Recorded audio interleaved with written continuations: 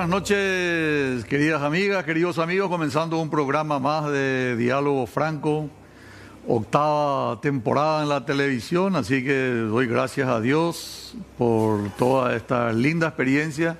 Agradezco a todos los miles de televidentes a lo largo y ancho de la República que siempre están enviando mensajes, que están participando del programa y que en algún lugar que nos encontramos siempre recuerdan y pedían ya el reinicio de Diálogo Franco. Agradezco también a los auspiciantes porque sin ellos no hubiera sido posible este programa y por supuesto a la gente de C9N por la confianza. Bueno, los dos primeros programas no pude participar porque tuve una fractura. Quiero agradecer a todo el personal del Hospital Universitario San Lorenzo, en la persona del profesor doctor José Mario Capello Riveros. Saludo a todo el personal médico, paramédico, anestesistas, traumatólogos, ayudantes, gente de radiografía, de laboratorio, gente de enfermería. Y agradezco a la licenciada Diana por la rehabilitación y la recuperación. Me siento bastante bien, ya gracias a Dios, muy restablecido. Así que quería agradecer la atención de la gente de Asismed que durante todo este periodo de tiempo me estuvo cuidando.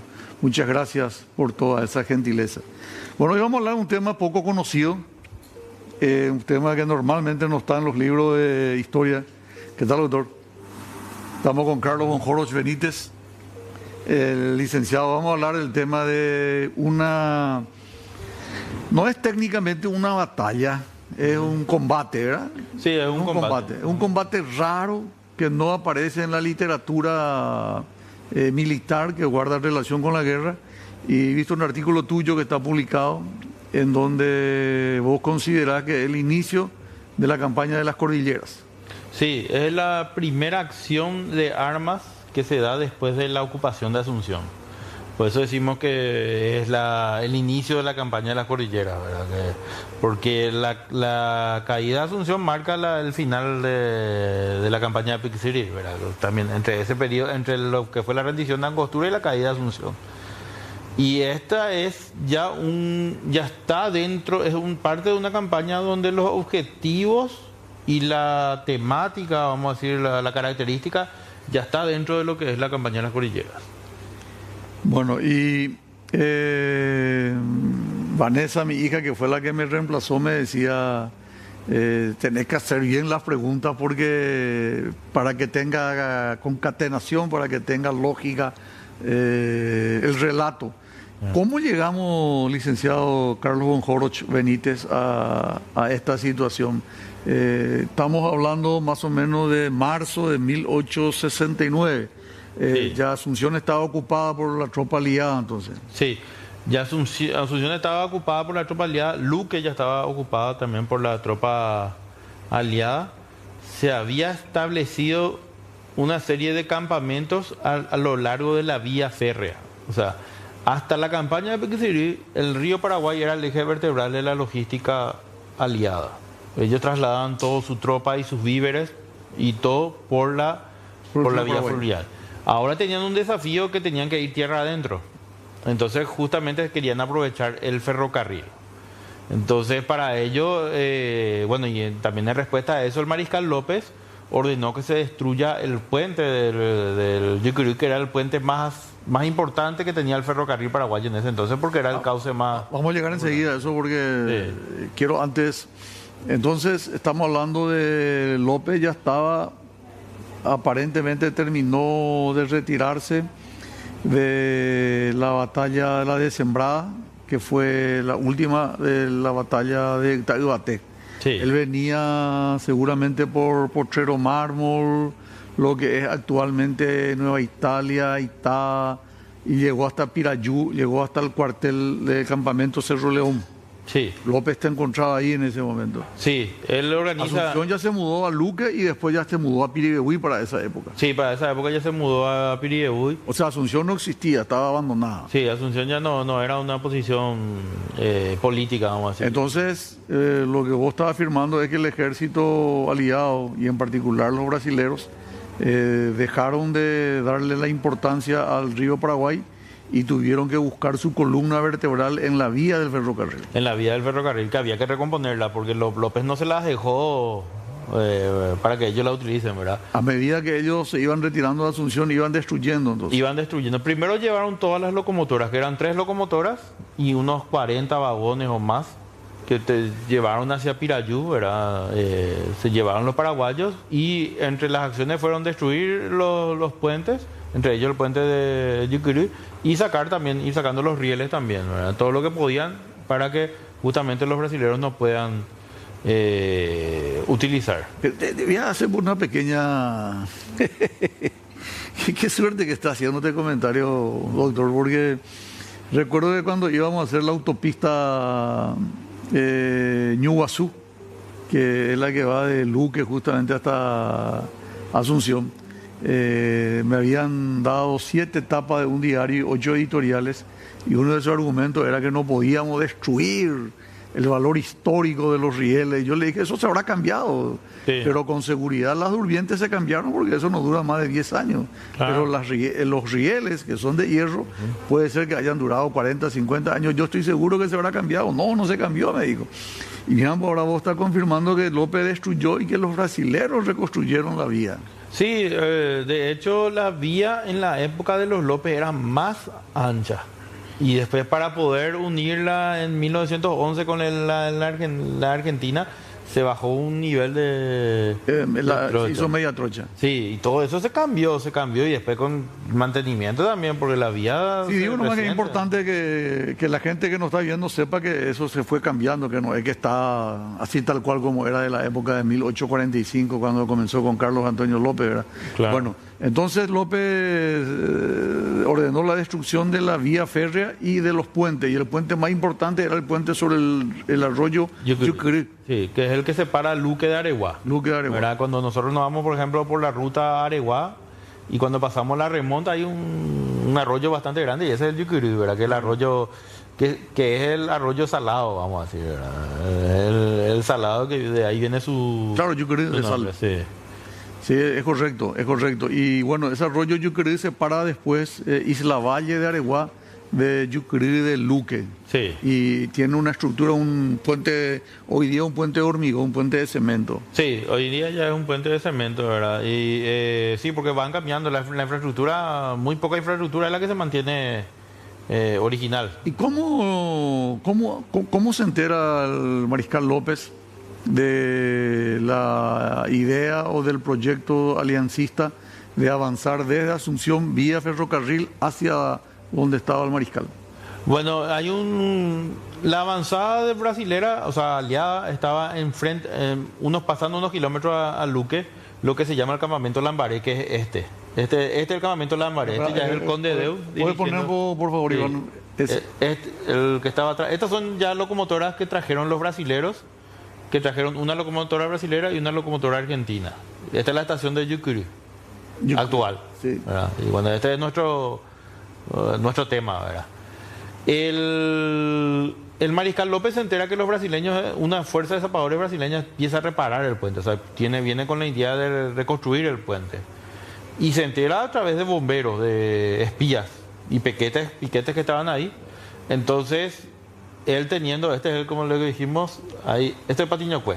Bueno, entonces, el mariscal López se entera y dice, bueno, están enfrente de la vía férrea, yo tengo una locomotora y le ponemos un cañón enfrente y unos cuantos rifleros y le atacamos, ¿verdad? Y ahí elabora un plan, pero le sale el Madame Lynch, que tenía su quinta en Patiño-Cue y que extrañaba por lo visto su quinta, tenía una hermosa quinta. Esta era la estación de Patiño-Cue de la época, que solamente servía para la quinta de Madame Lynch. Claro, porque se iba... Y entonces ella dice, Pancho, yo quiero irme, aprovechando que va a salir un tren, yo me quiero ir a Patiño-Cue a pasar el día con amistades, ¿verdad? Pero eso es verídico. Eso es verídico, eso está en el diario Estrella, diario de López. Porque he visto tu escrito y ahí estuvieron otros personajes que se prestaron al paseo, Bernardino Caballero, Sí, Magmajo, Bernardino Caballero. Magmajo del embajador americano. Sí. Entonces estaba Madame Lynch, McMahon, Bernardino Caballero. Sí, estaba se menciona el ministro de Guerra y Marina y varios personajes así, ¿verdad? Los principales son esos tres, ¿verdad? Lynch, McMahon y Caballero. Caballero. Sí. Y imagínate vos, López, conduciendo una guerra a la capital ocupada, ¿verdad? Y teniendo la suerte ahora de que le puede dar un golpe de mano y desquitarse de todo lo que pasó en la campaña de Pequeño. Y la mujer viene y le dice, che, pues yo también quiero... Y bueno, probablemente López aprovechó porque... Eso es verídico. Eso está lo que dice el periódico Estrella. Dice el periódico lopista. Estrella, y eso resalta el doctor Efraín Cardoso. Sí, también resalta Efraín Cardoso. Y... Entonces, para que la gente entienda, sí. Estamos en guerra, sí. Tenemos que asaltarle a los aliados, sí. Y la esposa le dice, pues yo me quiero ir a hacer un picnic en Patiño. Sí. Así mismo. Entonces hay vagones en los dibujos que tenés, sí. Hay vagones que estaban rifleros, sí. Y vagones donde se iba al picnic, donde estaba Lisa Lynch, sí. McMahon y Bernardino Caballero. Sí, y por eso le llamamos tren de asalto y recreo, ¿verdad? Porque tenía dos funciones el tren. Y López usaba... ¿Quién le dio ese nombre? Yo le di ese nombre. Yo le di ese nombre. López usaba... ¿Está aceptado por la historiografía? ¿O? Es lo que menciona la fuente primaria, ¿verdad? Porque es fuente primaria, ¿verdad? Es de marzo en la publicación del periódico, ¿verdad? O sea, López aprobó para que se... Creo que era el 10 de marzo de 1869. Es la fecha del combate. Y la publicación creo que es el 26 o algo así, ¿verdad? 26. López aprobó eso. Pero ahí hay un carácter que tiene López. López quería hacerle entender a su tropa de que las fuerzas brasileñas y las fuerzas de la Triple Alianza no eran la gran cosa. Entonces como que había que... Como que era un juego de moral hacía, ¿verdad? Y él siempre... Él quería levantar la moral con esta... Él le querían levantar, sí. Con esta actitud donde ellos creían que una locomotora... Hay que ver un poco, antes de pasar, Carlos, a lo que ocurrió en el combate propiamente dicho. ¿Había antecedentes en la historiografía mundial con respecto a la utilización de máquinas de vapor para asaltos militares? Sí, justamente estamos viendo la guerra de Crimea acá, algunos vapores, y también la rebelión de los cipayos en la India, no se usaban algunos vapores en guerra, ¿verdad? Que se usaban, no estaban preparados los vapores, o sea, los locomotoras para la guerra, sino que fueron usadas de manera improvisada. Pero en la guerra de la secesión norteamericana, ahí sí ya aparecen vagones artillados, o sea, así como los acorazados de fluviales o marítimos, ya había vagones acorazados, o sea, ya la industria ya había preparado. Entonces hay un antecedente. Ahora, en Latinoamérica, la primera vez que se usa un vagón de guerra y se usa un vehículo terrestre mecanizado como medio de asalto es en Paraguay, en esta acción. O sea, en toda Latinoamérica es la primera vez con seguridad.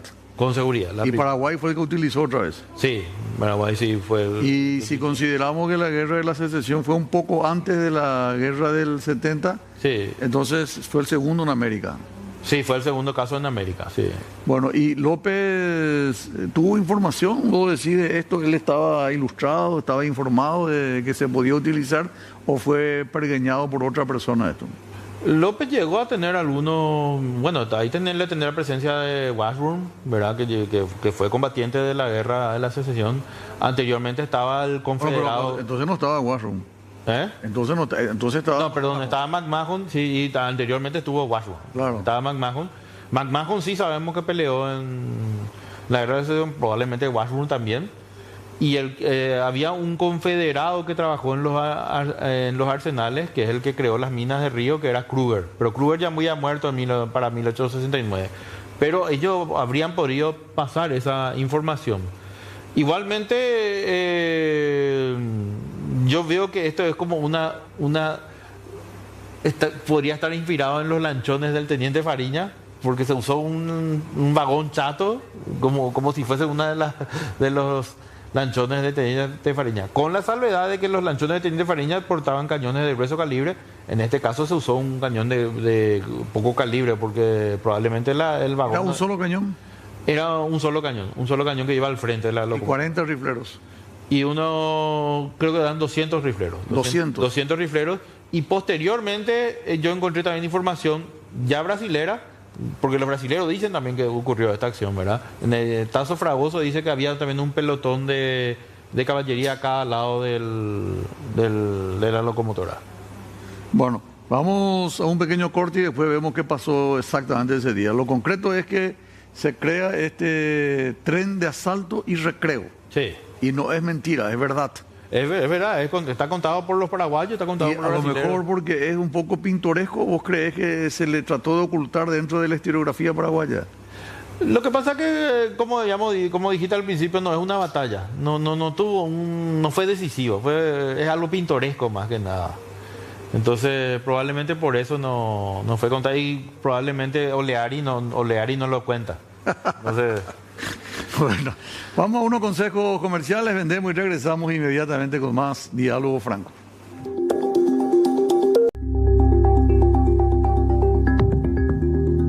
Bueno, licenciado Carlos Bonjoroch Benítez, estamos entonces ante una situación especial, particular, sui generis, de asalto y recreo. De entrada, lo ya es un título rimbombante, ¿verdad? sí. ¿Qué es lo que ocurrió realmente ese día, en ese combate?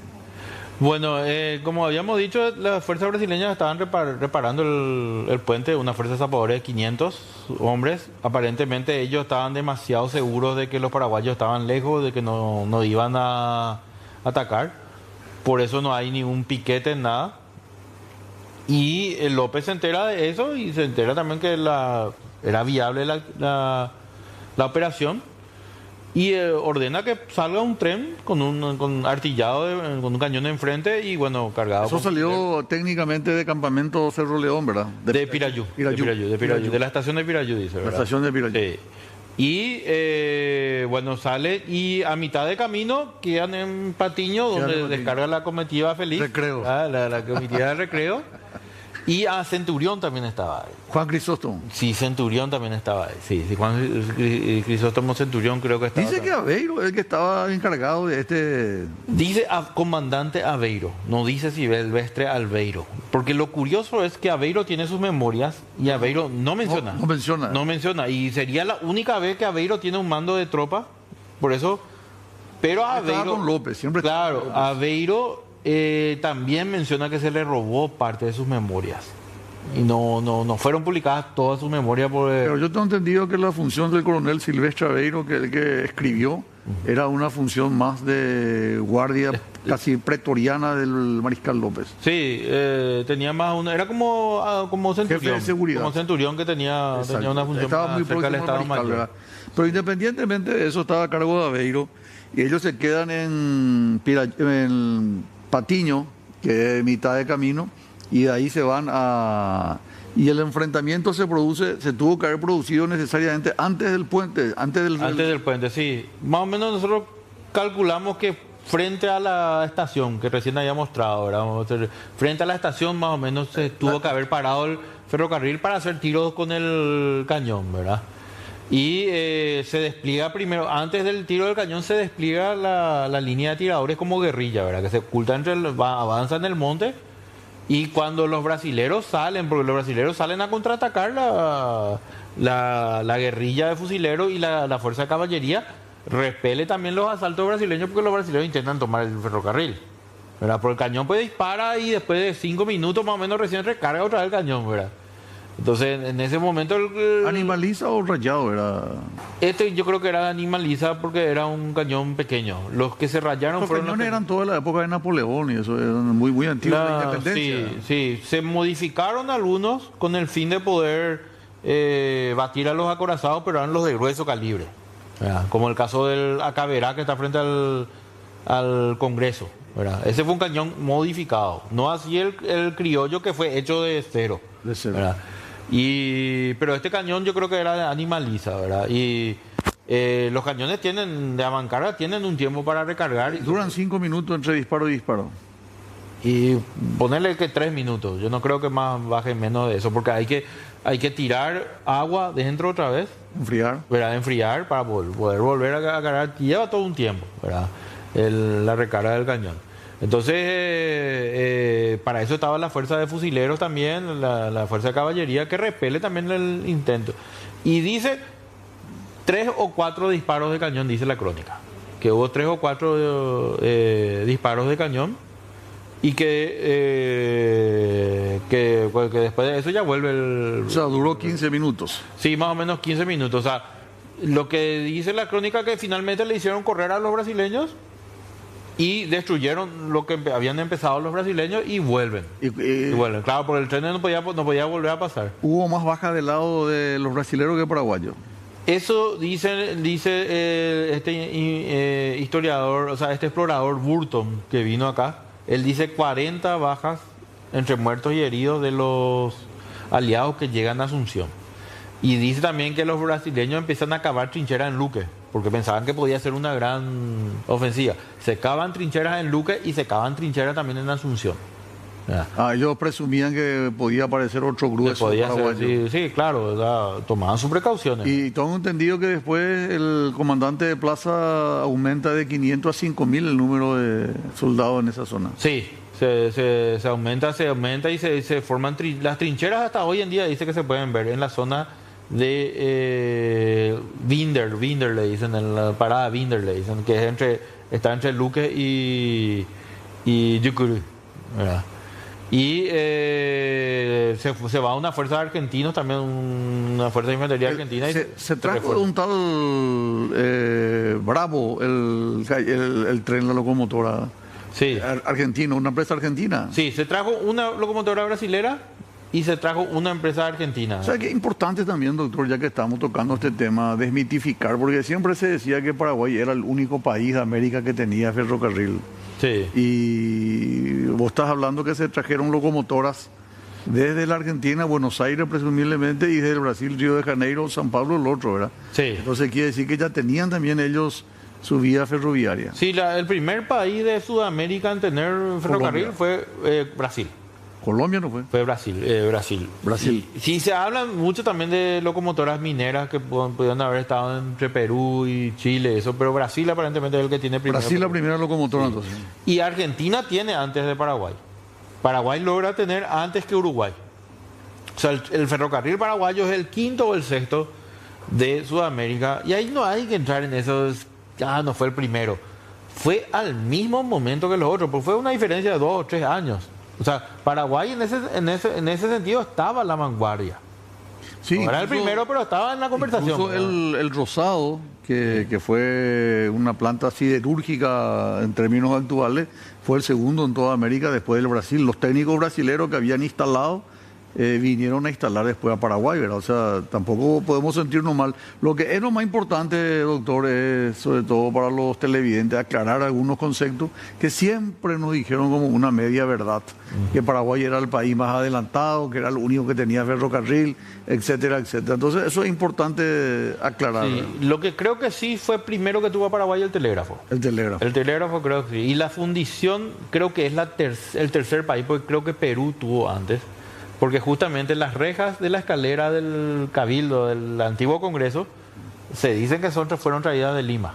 Y eso es entre más o menos a partir de 1842, entre 1842 y 1857. Y Lima, hay que acordarse que Lima era la capital del Virreinato de Perú. Claro, pero yo tengo entendido que el primer ingeniero que vino a Brasil y después de ahí vino contratado a Paraguay. Sí. Vino de Brasil, trabajaba en Brasil. Sí. Primero vino un sueco y después vino un inglés. Estaba Godwin, era uno de ellos. Y después estaba otro... Whitwater. Sí, varios fueron porque fueron cambiándose. Sí. Bueno, entonces quedamos en que se hizo una operación que tenía 2 fines, un recreo primero y después un combate. Ahí nosotros le ocasionamos más o menos unas 40 bajas al adversario y vino fortalecido por las publicaciones de los medios de comunicación de la época, el ejército paraguayo. Sí, fue marzo del 1869. Sí, fue un desquite. Fue 5 meses antes de la batalla de Piribehuí, ¿verdad? Sí. Sí, fue bastante, ¿verdad? Y bueno, a partir de ahí los brasileños tomaron su recaudo y ya empezaron a avanzar en bloque, ¿verdad? Ya no era más que mandaban una fuerza desprotegida, más o menos, y tomaron su recaudo. Y hubo toda una campaña en la línea del ferrocarril. Hubo saboteadores paraguayos, ponían minas. ¿Paraguayos también? Sí, paraguayos ponían minas ponían, acerraban Los durmientes. los durmientes, acerraban también los puentes. Hubo toda una campaña de comandos y de saboteadores paraguayos contra la fuerza de la Triple Alianza. Ah, contra la Triple Alianza. Contra la Triple Alianza, sí. Yo tenía el conocimiento de que nosotros, por iniciativa propia y por seguridad, destruimos prácticamente hasta el Pacaraí, ¿verdad? Sí, sí, no, pero y después lo fueron reparando los brasileños y López mandó una fuerza de saboteadores, ¿verdad? Y algunos inclusive usaban lo que hoy era la playa de San Bernardino para con chalanas cruzar en esa zona, que después motivó a los brasileños a fortificar lo que hoy es la playa municipal de Areguá. Ahí hicieron una fortaleza con 8 bocas de fuego y llegaron a poner una lancha patrullera dentro del lado Pacaraí. Sí. Eso está todo registrado, ¿verdad? Qué buen dato. Sí. Qué buen dato. Permití un pequeño corte, el último, y regresamos, doctor. Perfecto. Consejos comerciales, vendemos y regresamos inmediatamente.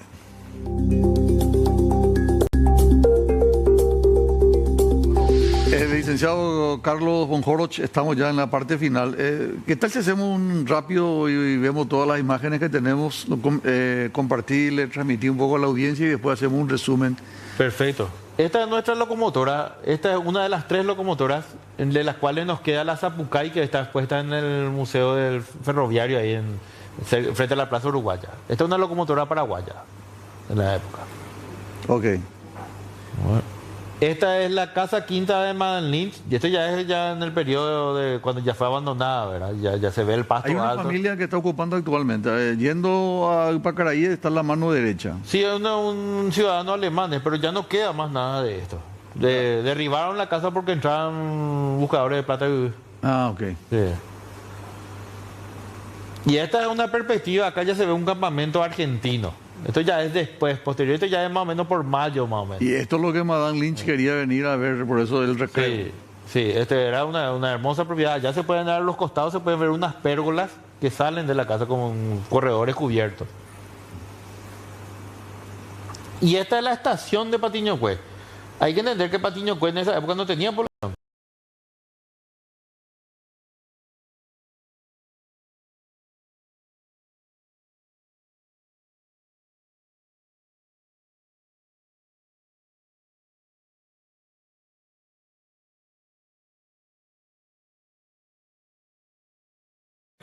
Esto es la Luque y Yucur, que pensamos que es una estación más.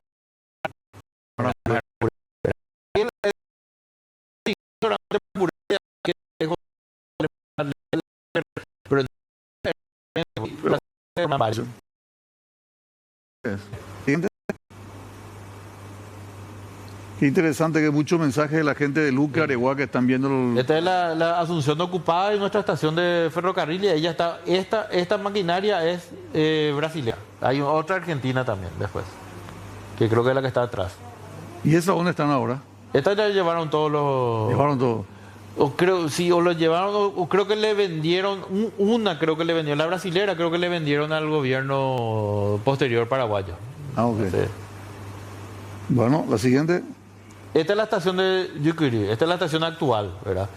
Y probablemente en esta zona se tuvo que haber parado y colocado el ferrocarril para hacer fuego hacia el puente, que está a unos 100, 200 metros. No, porque Yucurí está antes del puente. No, pero este está del lado de Areguá. Dice Yucurí, pero está del lado de Areguá. Entonces sí. Entonces esta es viniendo, o sea, antes... Entonces es lo que nosotros, o sea, esa parte es areguaya hoy día. Sí, hoy día ya es Areguá. El río Yucurí es que divide, ¿verdad? Sí, es que divide los dos, sí. Correcto. La siguiente. Y bueno, y estas son las imágenes. Acá me tomé unas licencias, estos son dibujos míos, ¿verdad? Me tomé una licencia porque no me entraban los 6 vagones. Entonces puse 2 vagones de fusilero, ¿verdad? Ahí atrás, el vagón de recreo ahí atrás, que es el rosadito, ¿verdad? Y adelante el vagón chato con el cañoncito, ¿verdad? Y bueno, y ahí está arriba está haciendo fuego, ¿verdad? Vos sos estudiante de arquitectura. Sí, fui estudiante de ¿El arquitectura. pintor von Horch es tú? Es mi padre, sí. Ah, tu padre es. Sí. Y este dibujo que tiene todos los errores de perspectiva, porque es un croquis más que bien, lo hice en el 2014, está ahí abajo, ¿verdad? Es la primera representación paraguaya de este episodio. Ah, mira, pues qué bien. Sí. Ahí le di un poco de color, ¿verdad? Qué bien. Y este nuevamente es Patiño Cue, ¿verdad? El campamento argentino. El campamento argentino, sí. Muy bien. Vamos a ir cerrando. Entonces, posiblemente amparado en algunas experiencias de guerras internacionales, sobre todo la de Crimea y también la guerra de la secesión de los Estados Unidos, el mariscal López tomó la decisión de utilizar un mecanismo similar. Si yo te preguntara a esta altura de la charla, doctor, la importancia de la tecnología, ya dijiste voltelégrafo, hablaste de los buques a vapor, incluso del ferrocarril, estos tres elementos importantes como medios de comunicación, ya sea para transportar o para información, en la guerra del 70, ¿cuál fue su rol fundamental?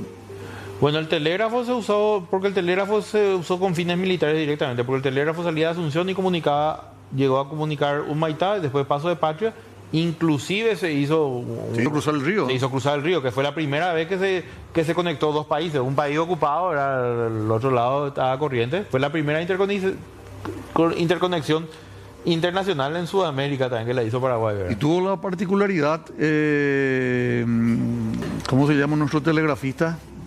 Sí, Saturio Río. Saturio Río, de ponerle un papel especial para que no toque el río, el agua, sí, y que de esa manera no anule el cable. Sí, y aparte él preparó... Fue un invento paraguayo. Él también preparó una máquina de telégrafo propia, nacional. Sí. Y el ferrocarril sirvió de manera logística, ¿verdad? Hasta que llegó la guerra al ferrocarril vimos. Este fue el único incidente. Hubo otro incidente más donde una avanzada brasileña llegó hasta la zona de Pirayú, por ahí, y estaba pasando un ferrocarril y había unos rifleros que salieron a disparar en la ventana de los vagones. O sea, dos combates tuvo el... Una es la que nos contaste y la segunda es en Pirayú. Sí, en la zona de Pirayú, más o menos, ¿verdad? Ese no hay mucha información, pero sí ya es algo para ampliar más adelante. Okay. Y después tenemos en las distintas revoluciones, después ya aparecieron vagones de guerra, que es para tocar otro día, ¿verdad? 22 y 23. Y sí. ¿Se prepara pues el tema de la revolución del 22 y 23? Y en la Albino Jara también se usaron vagones de guerra. Ahí se dispararon entre locomotoras. El 2 de julio. Sí, se pelearon en la zona entre Huitumí y el... para derrocar al Albino Jara. Ya era cuando Albino Jara quería retomar el poder, en 1913. Cuando Albino Jara ya había sido recordado, y cuando él quería volver, hubo un combate entre trenes. Bueno, eso fue en 1911 entonces. 13, ese ya sé, porque el 1911 era para derrocar la... No, pero el 12 al 16 iba el siguiente Scherer. No, y en el 13 ya fue derrocado Jara, pero Jara intenta, y ahí es donde muere él. Él muere intentando retomar el poder. Bueno, doctor, te agradezco. Un lujo tenerte siempre. No, muchas gracias, Federico, y espero que te mejores, ¿verdad? Sí, ya estoy mejor. Bueno, estoy bien cuidado. Bueno. Tengo que reconocer que no existe mucha información y que si no hubiera sido por vos no hubiera conocido este capítulo. Así que espero que también los televidentes, en particular los buenos amigos de Luca Areguá, que enviaron varios mensajes, sepan también ahora que hoy esta parte, Yucrí y Isla Valle, es un sitio histórico que merece el reconocimiento. Y hace falta un monumento. ¿Sabe quién viene ahora como invitado? ¿Quién? El presidente de la Cámara de Diputados. Ah, muy bien. Entonces vamos a aprovechar para... ¿Y no le quería hacer un pecheo público ya? Sí, podemos hacer un monumento en Yucrí. ¿Le podemos hacer pasar al diputado un ratito, por favor? ¿Será que se puede? Adelante, diputado. Hagan y por el protocolo, diputado. Cuando se lo necesita la presidenta de Cámara de Diputados, compromiso. El doctor Raúl Latorre. ¿Qué tal? ¿Cómo está? ¿Cómo estamos? Bien, diputado, escuchaste el programa, hay una zona poco conocida entre Luque y Areguá, que tu propuesta es hacer un monumento, ¿verdad? Sí, hacer un monumento ahí, ¿verdad? Porque es un hecho de...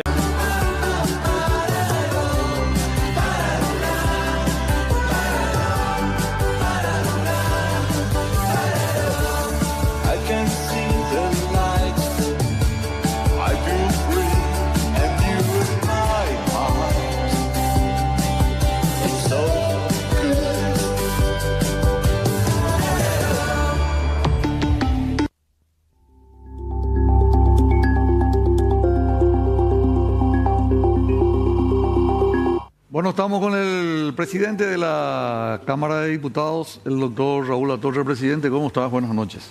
Buenas noches, presidente Federico, a la ex primera dama, Emilia Alfaro. Hoy pues, vinimos todos con las patronas, vinimos con nuestro permiso, ¿verdad? Yo Sí. aprovecho y le saludo también a mi esposa, Josiani, que me acompaña hoy. Es Santa Rita. Santa Riteña. Yo, simpático, ¿verdad? En este proceso político yo era el líder de Jóvenes con Honor, íbamos a la elección de la juventud y me tocaba ir a una gira en Alto Paraná.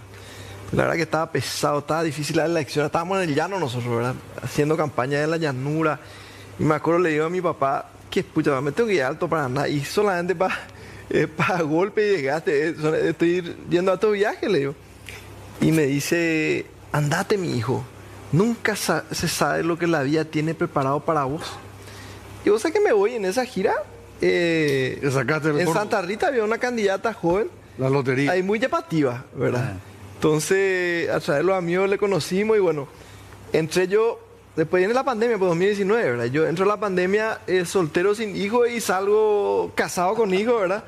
Y ahora ya estamos cumplimos 4 años de matrimonio y ya tenemos tres hijos, ¿verdad? Yo creo que es la segunda vez que venía al programa y siempre venía con tu señora. Habla muy bien de vos eso. Sí, no, yo, si es una persona de si es familia. posible, yo le llevo al trabajo conmigo, ¿verdad? No se puede nomás porque no tiene acceso a la cámara. Pero bueno, para mí es un gusto, Federico, poder compartir contigo hoy.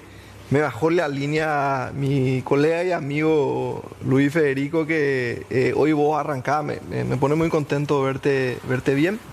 Que vos arrancabas de vuelta hoy con el programa y bueno, vos tenés que estar para el arranque, papá me dijo, y bueno, disciplinado, acá estamos. Gracias, diputado. Es siempre un honor y un gusto. Muchas gracias. Bueno, y sí, a veces nosotros tenemos que hablar de la familia, pero ahora queremos escucharte a vos. Se dio un tole-tole bastante interesante que sacudió el ambiente político, no digo un tsunami, pero sí una ola. Un lindo oleaje. Un lindo oleaje como consecuencia de la situación de la caja de jubilados y su déficit, ¿verdad? Un proyecto que presentó el Ejecutivo, ustedes aprobaron en diputados, ahí pasó a la Cámara de Senadores y hay unas declaraciones tuyas. Tenemos las declaraciones del presidente Iván, en breve. Bueno, entonces se produce esa situación y al producirse esa situación, lógicamente el Senado rectifica su posición, lo cual genera una suerte de disgusto, no solamente tuyo, sino del cuerpo al que vos representás, que son 79 parlamentarios. ¿Cómo se puede zanjar esa situación? Mañana ustedes se reúnen en forma extraordinaria. ¿Qué es lo que van a aprobar mañana, diputado? Sí.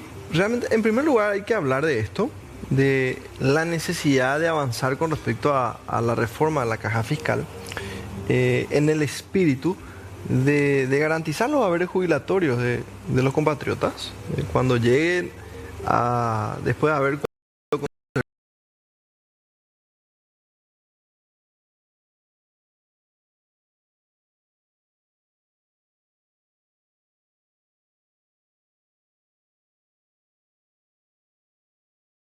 En ese sentido, es un estudio con la experiencia de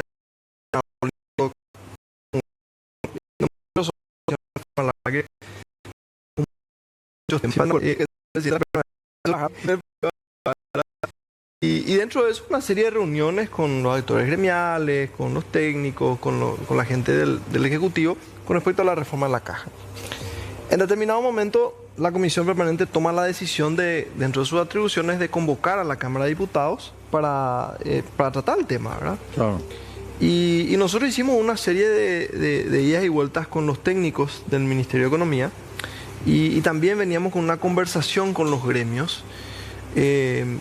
Nosotros entendíamos que teníamos que avanzar hacia una reforma, pero hay un vínculo muy estrecho entre los diputados y los gremios afectados, los docentes, los militares retirados, los policías retirados, especialmente con los docentes, ¿verdad? Porque es una actividad demasiado sensible para el ser humano el enseñar, ¿verdad? Yo mismo ejercí la docencia y bueno, muchos de mis colegas tenían profesores, algunos profesores que estaban en esta situación y era una cuestión pesada, ¿verdad? Y casi dolorosa. Y en esa conversación con los gremios se empezaron a evaluar posibles versiones, entre ellas una que mis compañeros se inclinaban a aprobar, que es la que finalmente, muy parecida a la que finalmente aprobó el Senado, ¿verdad? Pero en su momento la opinión de los técnicos fue que de aprobarse esa versión, básicamente no estábamos haciendo ninguna reforma. Claro. Y que la caja fiscal finalmente iba a colapsar, que los jubilados iban a quedar sin cobrar sus haberes jubilatorios, entre otras situaciones en un escenario apocalíptico, que es lo que los técnicos nos trajeron sobre la mesa, ¿verdad? Y bueno, finalmente, como dijo Eisenhower, un apartado muy interesante de la historia, donde él se prepara para la invasión a Normandía en la Segunda Guerra Mundial, la Operación Overlord, la invasión más grande de la historia de la humanidad. Y él eran tan organizados, tanto planificaban, que hasta preparó su carta de explicación de la derrota en caso de que eso sucediera, ¿verdad? Nunca sucedió. Y en esa carta él escribe y dice: los hombres se comportaban más allá del deber y cuestiones similares, y entre ellos dice: asumo toda la responsabilidad. Y la frase clave: las decisiones se tomaron en base a la información disponible en el momento, ¿verdad? Y en el momento, el panorama que nos brindaron los técnicos es que lo que nosotros nos inclinábamos a aprobar, que si bien era un avance hacia la reforma, pero que era menos doloroso para estos gremios, era incompatible con la sustentabilidad de la caja, o con proceder con una reforma que era una necesidad. Y en ese sentido adoptamos una posición más de una reforma más fuerte, ¿verdad? Que mis compañeros asumieron un costo político y hasta emocional, porque en muchos casos había una amistad con estos gremios. O sea, ustedes, habían parlamentarios, diputados que querían cambiar y que por una cuestión de, diríamos, obediencia... No, obediencia no. No es esa la palabra. ¿Cuál es la palabra? La palabra es que los colegas entendían que había que proceder hacia una reforma. Primero, se entendía que había que proceder a una reforma. Segundo, en su corazón estaba de tener la mayor consideración posible con esto. Pero terminaron aprobando el proyecto. Pero en la visión planteada por los técnicos de proceder conforme a lo que ellos sentían hacer, claro, iban a estar condenando a los mismos gremios que querían ayudar a que su caja se caiga. Claro, porque incluso salieron algunos comunicados de un departamento donde fueron algunos parlamentarios declarados personas no gratas como consecuencia de esto. Anécdota es muy... Causó una buena impresión en general en la ciudadanía, una posición responsable, serena, medulosa, y que no fue compartida por ejemplo, por el Senado. Yo no quiero entrar en el tema interno partidario porque no es mi partido, pero me parece que esa es la posición correcta. Y la cuestión es así, ¿verdad? ¿Dónde viene la molestia de mis compañeros? ¿Dónde viene la controversia, verdad? La controversia viene cuando existe un cambio de discurso que se plantea en el siguiente estadio de tratamiento, que es el Senado, donde se habla de que bueno, finalmente lo que nos decían a nosotros que era un escenario apocalíptico e incompatible con la sustentabilidad de la caja o con avanzar hacia una reforma, finalmente cuando la conversación se dio en el Senado, sí se podía, ¿verdad? Entonces ahí viene el problema, porque si esa información la recibían mis colegas... ¿Parlamentarios de primera y de segunda? Sí, no. Si esa información la recibían mis colegas, iban a proceder en ese mismo sentido, ¿verdad? Entonces ahí viene la controversia. Lo que sí que el Senado aprueba con modificaciones esto vuelve a la Cámara de Diputados, nosotros hemos tenido una reunión con determinados gremios, transmitimos la invitación a todos, ¿verdad? Y la solicitud que tuvimos por parte de los gremios que acudieron a la convocatoria fue una reunión. En primer lugar, tuvimos una reunión con Silvio Piris y los vicepresidentes de la FEP. Eso fue la semana pasada. Acordamos tener unas reuniones con las bancadas A y B del Partido Colorado, que son las que forman la mayoría y quienes habían adoptado esta posición en el tratamiento anterior. Posterior a eso iban a ir a la Comisión de Presupuesto, que es donde finalmente iban a confluir todos los parlamentarios de los diferentes sectores políticos. Y bueno, en ese sentido, la solicitud que tuvimos es de la aprobación de la versión del Senado y que esto sea tratado mañana, ¿verdad? Mañana se va a aprobar sesión Senado. Tuvimos una conversación con los colegas parlamentarios y vamos a proceder conforme a la solicitud que recibimos por parte de estos gremios. Hemos convocado una sesión extraordinaria para mañana a las 10 de la mañana y si están en nuestra voluntad avanzar con la versión Senado, ¿verdad? Y al aprobarse la versión Senado, continúa el statu quo. Vamos a seguir teniendo un déficit, el resto de los ciudadanos vamos a tener que seguir solventando la jubilación, diríamos, deficitaria de las diferentes cajas. ¿Y cuándo se le va a terminar pagando a los vialeros, a los productos de la salud? Entonces, no creo que haya cambios sustanciales con esto, diputado. Y bueno, acá hay dos cuestiones, ¿verdad? Primero que finalmente yo veía que la última posición a la que accedí, por lo menos del Ministerio de Economía, es que sí, que esta la versión del Senado representa un avance. Hablaba de determinado porcentaje que, bueno, ya... Pero hoy el ministro habló, Carlos Fernández Valdovíno, hizo una conferencia de prensa y dijo de que con esta versión del Senado va a llegar a 1,5 en 5 años. O sea, 5 años de statu quo donde no vamos a tener ninguna posibilidad de crecimiento y ya vamos a seguir solventando. Sí, la verdad que es un discurso es frustrante para vos. Que tiende a tener muchos cambios, ¿verdad? Diputado, eso es frustrante para vos. ¿Cómo? Es frustrante, te sentís impotente cuando sabes que tu país no va a crecer en 5 años por un mal manejo, por no entender, por no comprender la problemática en su real magnitud. Y mira, quiero referirme a 2, 3 cuestiones, ¿verdad? La primera, nosotros hicimos una descripción de la posición de los parlamentarios de la Cámara de Diputados con respecto a la reforma, ¿verdad? Me pasaste un video donde hablaba de mis pensamientos y mis posiciones con respecto al grado de inversión y con respecto a las deudas con el sector empresarial, ¿verdad? Creo que se habló de la 1.200 millones de la farmacéutica, de la construcción y la cosa va así, ¿verdad? Yo por supuesto creo que el grado de inversión y todos los logros en términos de posicionamiento de imagen del país en el extranjero y que transmita la existencia de un clima de negocios correcto, por supuesto que es bueno, ¿verdad? Siempre la cuestión fundamental es que de qué sirve eso. Claro. Si al final claro. Acarreamos este tipo de deudas, ¿verdad? Y acá esto hay que entenderlo, ¿verdad? Porque ¿qué es lo que acontece con estos sectores? Estos sectores, y no estamos hablando de un pago que no corresponde o alguna situación similar, estamos hablando de los compromisos asumidos por el Estado.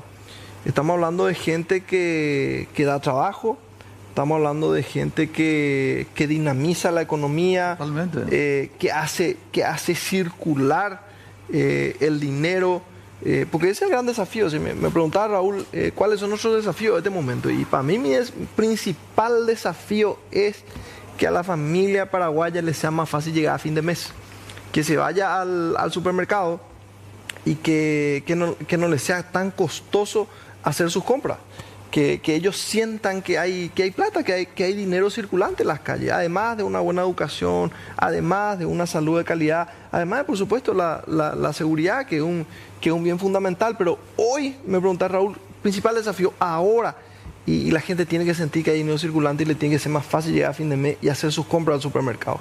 Y bueno, ¿y cómo se hace eso? O sea, ¿cómo se logra? Y hay varias recetas, ¿verdad? Pero una de las cuales, una fundamental es que estos actores, que estas empresas puedan pagar ellos mismos sus compromisos contraídos, porque hay muchas empresas que están siendo ahogadas, o sea, los pequeños están siendo ahogados, sí, a los grandes les está costando sostenerse. Y bueno, ¿y cómo hacemos eso? Y se les tiene que pagar, Federico. ¿Y cómo, quién le va a pagar? ¿Cómo se le va a pagar? Vamos a suponer que mañana ustedes aprueban, se va a convertir en ley inmediatamente, tengo entendido que entra en vigencia inmediata. Al entrar en vigencia inmediata no vamos a tener la edad requerida, se va a reducir de nuevo, la remuneración que van a recibir se va a incrementar, el Estado va a aportar más. Vos tenés de entrada una deuda de 1.200, 1.500 millones con las industrias. Tenés aproximadamente 1.200, 1.500 de deuda externa. Tenés 2.000 de hambre cero. Comenzás ya con eso. Y tu recaudación, no subir los impuestos. ¿Cómo vas a completar? Los créditos estamos colapsados. Tenemos 42% del PIB en crédito externo. ¿Cómo, de qué manera vas a pagar eso, diputado? Y ese es el gran desafío, ¿verdad? Y acá hay dos, tres... ¿Y qué te dice, por ejemplo, el presidente Peña o el ministro Fernández con respecto a esto? ¿Qué explicación le da a ustedes? No, así yo ya, las cuestiones con el Ministerio de Economía, yo prefiero que ya sean consulta directa, ¿verdad? Porque ya me hicieron más de una vez esta pregunta. ¿Y qué dice fulano? ¿Tú quedaste mal con el ministro de Economía? No, yo... En ese sentido, Federico, porque mi misión esa se planteó otra. ¿Y cómo está la cuestión ahí? Yo nunca hice un ataque ad hominem. O sea, nunca me refería a la persona. Soy muy respetuoso. O sea, yo hago un abordaje, un cuestionamiento sobre determinadas políticas. Nosotros pasamos por eso, diputado, porque nos pareció bien responsable, meduloso, sereno y sobre todo reflexivo. Lo que vos dijiste es lo que cualquiera de nosotros hubiéramos dicho. Y nuestra sin ninguna alusión personal. Y nuestra lógica es esa, ¿verdad? Es muy difícil que me escuche a mí haciendo alusiones personales. Eso es un modelo de vida que ya me lo inculcaron desde mi casa, ¿verdad? Tenemos que irnos al corte. Una pregunta podés responderme. Creo que unas cuantas respondí. No, ninguna respondiste. El presidente Peña, ¿hablaste con el presidente Peña, con el presidente Aliana de esta situación y cuál es la solución?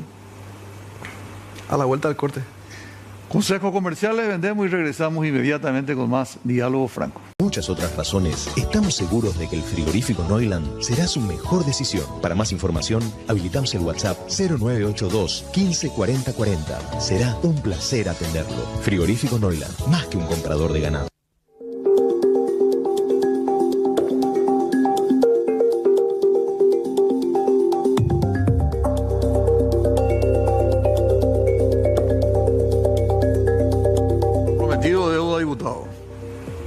¿Qué te dijo el presidente de la República, Peña Palacios, con respecto a esta situación? ¿A cuál de ellas? La situación de la versión Senado que se va a aprobar mañana. El presidente siempre fue un convencido de la necesidad de avanzar con una reforma fiscal, ¿verdad? Finalmente nosotros vivimos en una república con principios constitucionales claros con respecto a la, si bien interrelación y coordinación y hasta control entre los poderes del Estado, también una independencia, ¿verdad? Claro. Entonces, el Poder Ejecutivo envía un documento, un planteamiento de reforma y finalmente esa es una propuesta, ¿verdad? Una propuesta que pasa por la Cámara de Diputados, que después pasa a la Cámara de Senadores, pero yo creo que la voluntad del presidente o del Poder Ejecutivo, se puede entender, fue plasmada en el documento que envió. Sí, ahora, yo entiendo el manejo porque estuve en el otro lugar donde vos estás.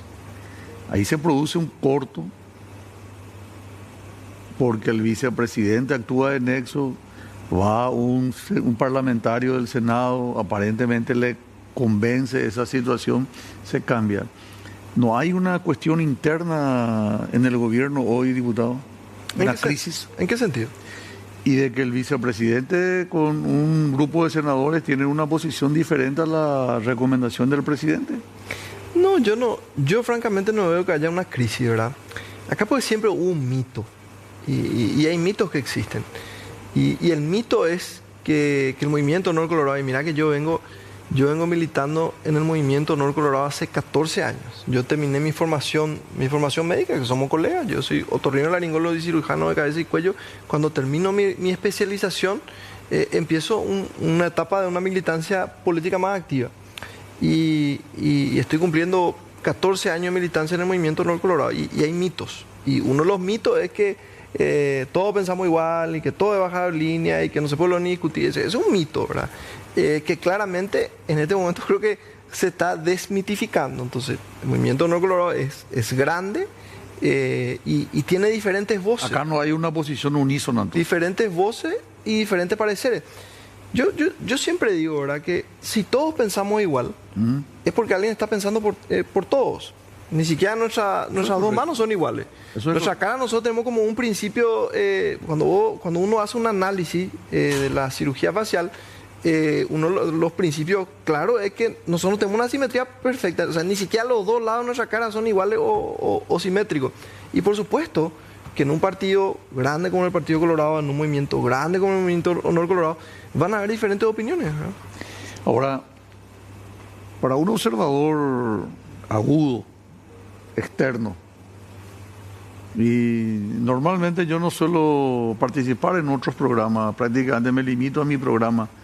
El presidente Peña recibió 2, 3 observaciones en los últimos 6 meses, bastante fuerte. Una de ellas del propio vicepresidente, cuando le dice: si yo hubiera sido presidente, muchos de ustedes ya no hubieran estado acá. Yo, doctor, te repito, te vengo siguiendo, te vengo observando, y las declaraciones que vos hiciste, una declaración valiente. No es cualquier persona que dijo de que no es suficiente los grados de inversión, seguimos con la heladera vacía, seguimos sin pagar las deudas. No es cualquier persona, es el presidente de la Cámara de Diputados. Y esos comentarios, de alguna manera, están resquebrajando la base, la estructura del Ejecutivo mismo. No, mira, nosotros, yo tengo una frase que la llevo como un mantra con respecto a la amistad. ¿Y cuál es el amigo, Federico? Pues vos estuviste en el máximo poder de la República, máximo poder de la República, ¿verdad? Yo soy presidente de una de las cámaras, ¿verdad? Estoy lejos del lugar donde vos estuviste, ¿verdad? Y vos conocés los entornos de poder, vos conocés las burbujas que se forman, donde todos te dicen que vos sos el más churro y que todo lo que haces está bien y que es imposible que te equivoques. Y en ese entorno de poder que se genera, yo siempre sostengo que el amigo es el que te dice la verdad. Amigo que te dice la verdad. Y yo, el presidente Santiago es mi amigo. Y de mi parte, él tiene mi apoyo. Y la última vez que me reuní con él, creo que fue la semana pasada, me senté con él en mi salud, fue: yo estoy contigo, ¿verdad?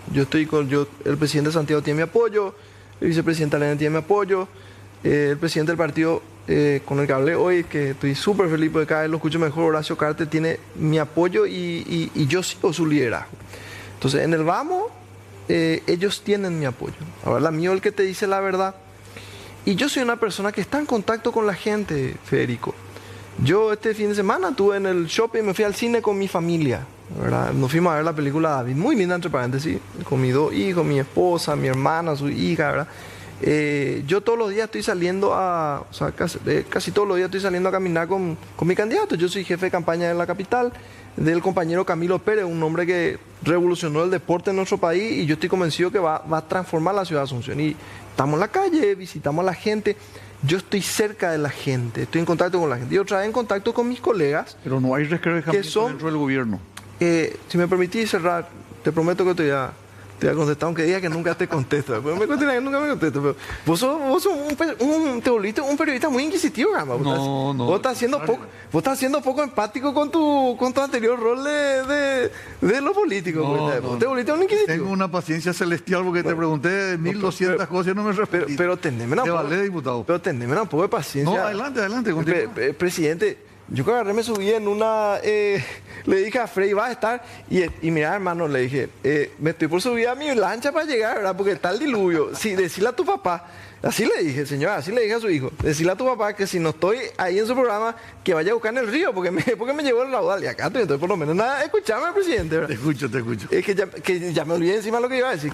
Lo que yo quiero saber, diputado, y la gente pues está en su cama, en su comedor, quiere escuchar al presidente de la Cámara de Diputados.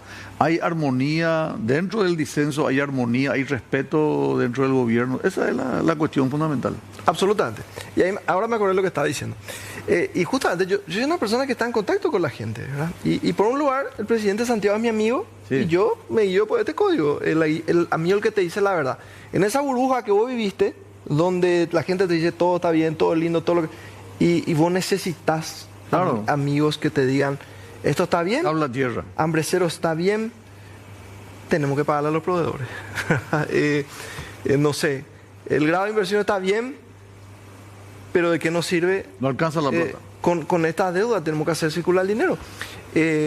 Y por otro lado, yo te decía, yo tengo un contacto con la gente y yo tengo un compromiso, porque los asuncenos hicieron de mí el parlamentario más votado de la capital de la República, ¿verdad?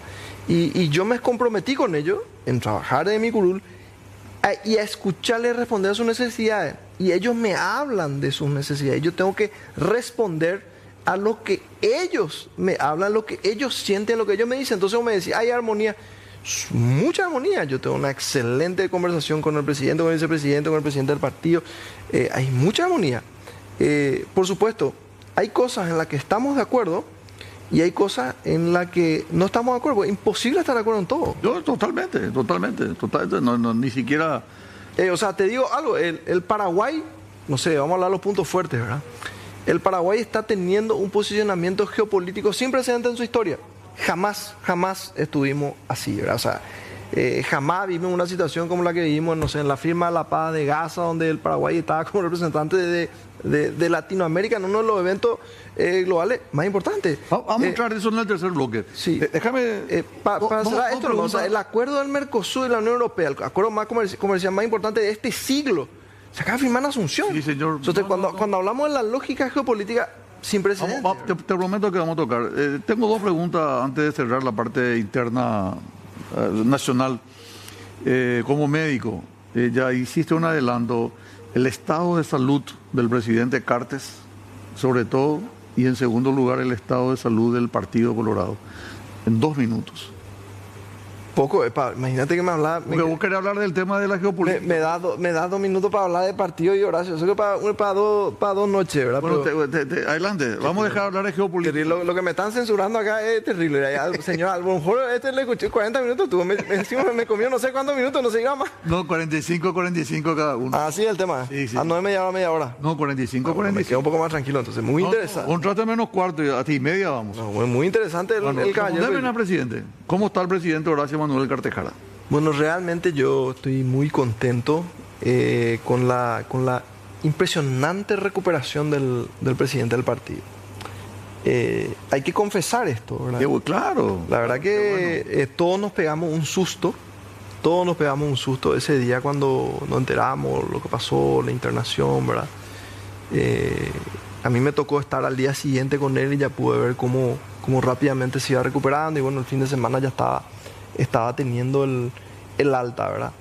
Pero gracias a Dios, yo había conversado la semana pasada, hoy durante la tardecita noche estuve conversando por teléfono con él y lo vimos en las imágenes ya compartiendo con el presidente y vicepresidente de la República. La verdad que yo lo escucho bien, lo escucho fuerte, lo escucho siempre conectado con la realidad de nuestro país, interesado en lo que está pasando con el Paraguay, lo que pasa con el partido, que es, sin lugar a dudas, su gran pasión, ¿verdad? Muy bien. El Partido Colorado, desde el punto de vista, no de la presidencia de Horacio Cartes, sino desde el punto de vista político para estas elecciones municipales, ¿va a haber concordia o va a ser parcial, no va a ser en todo el país? En algunas ciudades sí, en otras no. ¿Qué crees que va a ocurrir? Y bueno, vos la primera pregunta que me hiciste al respecto me dijiste cómo está la salud de Cartes, cómo está la salud del Partido Colorado, ¿verdad? Exacto. Y vos sabés que hace unos meses, yo, en este diciembre pasado, yo tuve el honor de tener una reunión con el primer ministro de Israel, Benjamin Netanyahu. Y aquí en tercer bloque entramos, bloque internacional. Si terminamos, y entramos ahí. Te iba a hablar de la salud del Partido Colorado. Por eso. Pero la salud del Partido Colorado, porque él me habla, y lo primero que me pregunta, tuve una reunión con él y con el presidente del Congreso de Israel, el compañero, amigo y hermano Amir Ohana. Tuvimos una reunión entre los tres. Y me dice, la primera pregunta, ¿cómo está Horacio? Me dice. Y estamos felices, pasó esto, bla, bla, bla. ¿Cómo está el partido? Me dice. Es fuerte. Y yo le dije, bueno, presidente, ¿tiene salud? Una pregunta parecida me hizo en inglés.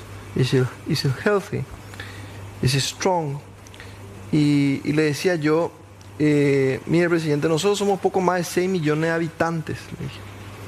Y usted tiene que saber que en los últimos 2 años, primer ministro, en los últimos 2 años, más de 600.000 paraguayos decidieron afiliarse al Partido Colorado.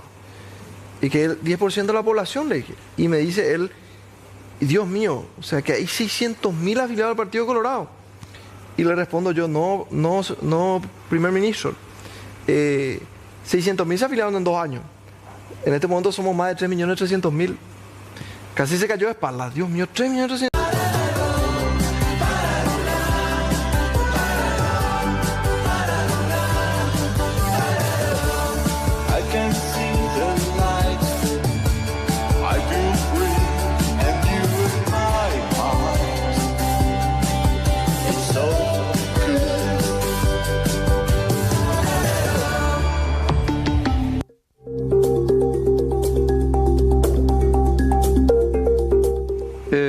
Presidente, suelo escucharte y veo que manejas mucho las relaciones internacionales, entonces estos 6 minutos finales nos gustaría entender cómo está insertado Paraguay, este triángulo Taipei, Washington, Tel Aviv, Paraguay dentro de ese esquema con estas 3 capitales y sobre todo la presencia que está teniendo el presidente Peña últimamente con el presidente de los Estados Unidos. Realmente es un hecho muy, pero muy llamativo. Sí, en primer lugar, cuando uno hace un análisis geopolítico del mundo, finalmente, como en todo, hay equipos. Como hay partidos, hay clubes de fútbol, y uno mira el globo y entiende que están los Estados Unidos y sus aliados en la OTAN, lo incluís a Israel, probablemente a algunos países del Golfo. Hoy, por supuesto, Taiwán. Hoy hay una posición muy marcada del Japón con una primera ministra que tiene una fuerte tendencia conservadora.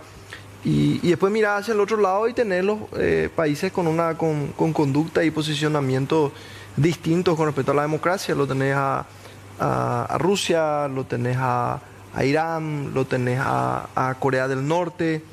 Que pasan hambre su población pasa hambre, pero todos los días ellos están probando un nuevo misil balístico intercontinental para su bomba atómica, ¿verdad? En esa lógica, en ese eje lo tenés a la China continental y en ese entendimiento es claro el posicionamiento hacia los valores de la libertad, de la democracia, de los derechos humanos, está con Estados Unidos y sus aliados. Y bueno, yo verdaderamente celebro este momento, esta primavera de nuestra relación con ese bloque en el eje que vos describías, ¿verdad? Un eje el fortalecimiento de nuestra relación con Washington. Está cambiando un paradigma dentro del Partido Colorado porque se hizo una reunión hace 2-3 meses en Asunción donde eran de centro derecha. El Partido Colorado ideológicamente, ¿dónde lo ubicas? Y el Partido Colorado es el partido de la paraguayidad, decía Ignacio Apane, ¿verdad? Pero es así, ¿verdad? Está bien. Vos eso ahí está fundacional ya decís, bueno, el Partido Colorado respeta como principio el capital privado, pero también entiende la necesidad de intervenir en el mercado para igualar la balanza de oportunidades. El Partido Colorado es nacionalista, está fuertemente identificado con Eso ya con natalicio. sí, pues, fuertemente identificado y bueno, y Juan Olegarí, vos me natalicio. mirás más hacia la modernidad y vos decís, hoy, Pero hoy el Partido de Colorado está es un partido de centro-derecha. fuertemente identificado con los valores fundamentales de la civilización occidental y tenemos que hablar de la defensa de la vida, la defensa de la vida de su concepción, una verdad que como médico, o sea, Claro, no se puede negar que es un principio constitucional, de la familia como núcleo fundamental, la primera escuela, la eso primera es línea de categórico. defensa. Entonces, me preguntaba Partido Colorado y podemos hacer toda una mirada histórica, desde su acta fundacional, pasando por natalicio, en la comprensión del Estado servidor del hombre libre que trasciende la simple generación de reglas, hasta llegar al debate contemporáneo, donde hoy el Partido Colorado se sitúa con claridad como un bastión fundamental de los principios y valores que son el pilar de la civilización occidental. Entonces centro-derecha. Eso está diciendo vos. No, pero fue una reunión de centro-derecha la que organizaron. El Partido de la Paraguayidad.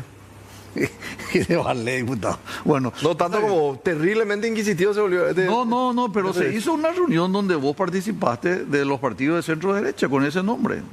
¿A qué reunión te referís? Porque La que se hizo en Asunción. porque unas cuantas hicimos acá.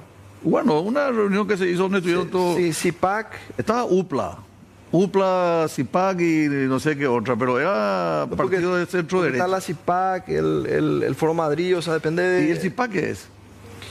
Y es la conferencia conservadora más importante del mundo, ¿verdad? Bueno, ok, ya está. que tiene su asiento Pero, diputado, en Washington yo- y que es un aliado estratégico muy cercano de a mí Donald me Trump. parece perfecto. Yo no critico. Es importante incluso que vos te No, definas. pero Federico, yo no lo tomo como una crítica. Claro. Vos me preguntás, Claro. ¿cómo definís al Partido Colorado? Porque yo te escucho a vos. Y yo te digo mi definición del Partido Colorado. Yo te escucho Y vos a me vos. decís, no, pues yo quiero que vos me digas con estos términos. Sí, porque aparece de repente Nicanor y dice que es Y yo te respondo, el Partido Colorado es Nicanor le define de la, como un partido de la socialista. paraguayidad y es único en el mundo. Bueno, está bien. Esta guerra, tenemos que cerrar un minuto, por favor, diputado. Esta guerra, 2 minutos. Esta guerra Llevó todo Bonjoro, no sé, ahora. llevó todo Bonjoro. No, 45. Te repito. Encima me comí un pecho espontáneo acá. Bueno, esta guerra Irán versus Estados Unidos e Israel, ¿cuál es tu percepción como observador externo? Y la cosa es así. Hay dos cuestiones con respecto a Irán. Primero, el enriquecimiento. Primero es el enriquecimiento de uranio en preparación para tener bombas atómicas propias, un programa nuclear, con una capacidad en cuanto a misiles balísticos de lanzamiento de hasta 2.000-2.500 kilómetros, ¿verdad? Que representa una amenaza inmediata. Continental. Sí, una amenaza inmediata no solo para sus vecinos en el Medio Oriente, sino para Europa. En segundo lugar, hay que entender esa política de enriquecimiento de uranio dentro de la lógica de una nación que sistemáticamente ha apoyado el terrorismo en el mundo. Claro. Nuestro país declaró organizaciones terroristas, varias organizaciones apoyadas por Irán que se comportan como sus proxy.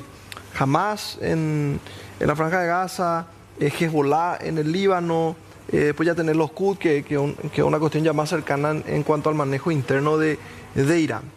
Entonces vos tenés una combinación, un país que abiertamente financia y apoya al terrorismo, que está preparándose para tener armas nucleares.